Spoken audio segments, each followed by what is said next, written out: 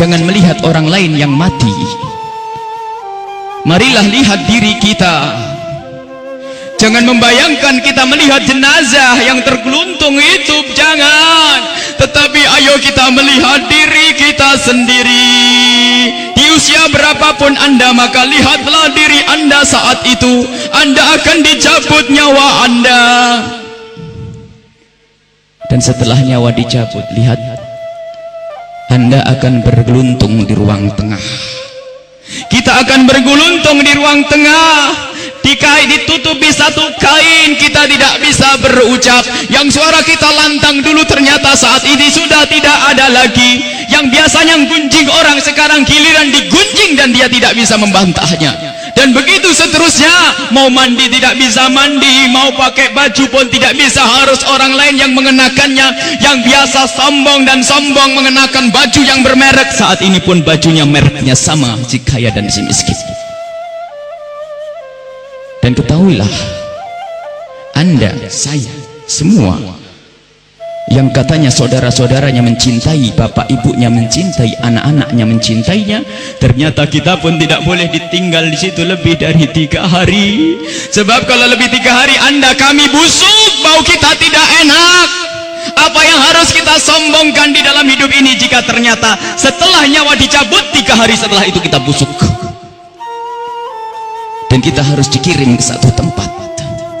Kita harus dibawa ke satu tempat. Jangan dibayangkan orang lain. Anda yang dibawa, Anda yang dimandikan oleh orang-orang, Anda yang dikafani oleh orang-orang. Dan saat itu pun Anda diangkat di atas kepala orang-orang. Jangan berbangga Anda tidak jadi kemanten saat itu.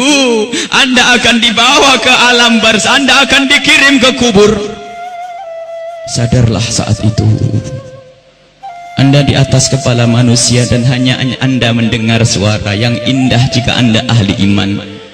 Orang yang bersama kita mengucapkan kalimat indah, La ilaha illallah, La ilaha illallah, La ilaha illallah, La ilaha illallah, La ilaha illallah. Ketahuilah, jika ahli iman yang dibawa di atas kepala manusia mendengar la ilaha illallah, terhibur hatinya dan alangkah bahagianya. Akan tetapi jika dia bukan ahli iman, dia akan menyesal, kenapa aku tidak bisa mengucapkan la ilaha illallah di hatiku. Dia akan dikirim ke alam barzah. Anda, kami akan dikirim ke kubur. Dan kita pun dibawa oleh orang-orang, sadarlah. Dan setelah kita sampai di kubur, orang-orang ternyata sudah menyiapkan kita liang lahat. Di situ telah digalikan oleh orang-orang buat kita. Dan tidak lama kemudian orang ada yang memeluk kita, ada yang merangkul kita, dan itu ternyata rangkulan untuk melepaskan kita di kubur. Kita akan dibawa, dimasukkan ke kubur dengan pelan, dan dimasukkan ke kubur dengan pelan. Mana kasur empuk yang pernah kita bangga-banggakan, mana mobil mewah yang kita bangga-banggakan, mana rumah megah yang kita bangga-banggakan itu. Jika ada yang berpesan kepada anak istrinya, tolong bawakan aku bantal yang empuk, tidak akan dibawakan, karena itu bukan milik Anda lagi. Anda tidak berhak lagi memiliki itu semua. Dan yang akan Anda bawa justru yang pernah Anda berikan di saat Anda hidup, bukan yang Anda simpan. Anda akan masuk liang lahat. Sadarilah ini. Anda akan masuk liang lahat. Dan wajah yang di saat Anda dicaci orang marah, di saat Anda diejek orang marah karena Anda merasa dihinakan, ketahuilah wajah yang Anda sombongkan saat itu ternyata harus ditarik kainnya dan ditempelkan ke bumi, tanah asal kita, ditempelkan kita ke bumi. Dan setelah itu pelan ada orang yang menabur di atas kepala kita dengan debu, 1 kali, 2 kali, 3 kali. Dan setelah kita 3 kali bukan taburan, tapi akan ditumpahkan air tanah di atas kepala kita, ditumpahkan tanah dan ditumpahkan tanah, sehingga yang kita ketemukan adalah gelap gulita di alam kubur. Seperti yang disabdakan oleh Nabi Muhammad, sungguh Sungguh saat itu orang di dalam kubur bisa mendengar terompah kaki orang yang berjalan di atas kepalanya. Dan saat itu pun Anda kami mendengar orang-orang berjalan. Anda dan kami mendengar orang yang melangkah semakin lama semakin jauh, dan ternyata hanya tinggal beberapa orang. Itu anak-anak kita, itu istri kita, itu suami kita.